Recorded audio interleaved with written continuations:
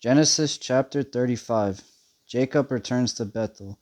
Then God said to Jacob, "Go up to Bethel and settle there, and build an altar there to God, who appeared to you when you were fleeing from your brother Esau." So Jacob said to his household and to all who were with him, "Get rid of the foreign gods you have with you, and purify yourselves, and change your clothes. Then come, let us go up to Bethel, where I will build an altar to God, who answered me in the day of my distress, and who has been with me whenever I have gone, wherever I have gone." So they gave Jacob all the foreign gods they had, and the rings in their ears, and Jacob burned them under the oak at Shechem.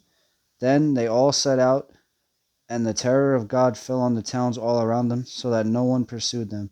Jacob and all the people with him came to Luz, that is Bethel, in the land of Canaan.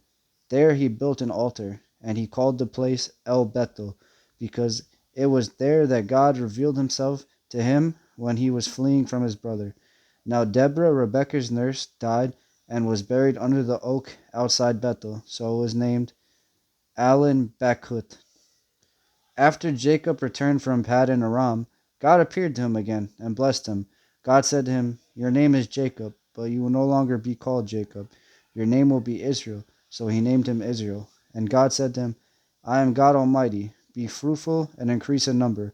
A nation and a community of nations will come from you, and kings will be among your descendants. The land I gave to Abraham and Isaac I also give to you, and I will give this land to your descendants after you."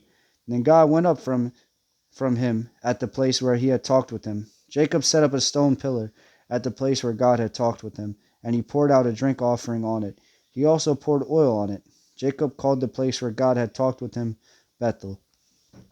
The deaths of Rachel and Isaac. Then they moved on from Bethel. While they were still some distance from Ephrat, Rachel began to give birth and had great difficulty. And as she was having great difficulty in childbirth, the midwife said to her, "Don't despair, for you have another son." As she breathed her last, for she was dying, she named her son Ben-Oni, but his father named him Benjamin. So Rachel died and was buried on the way to Ephrath, that is Bethlehem.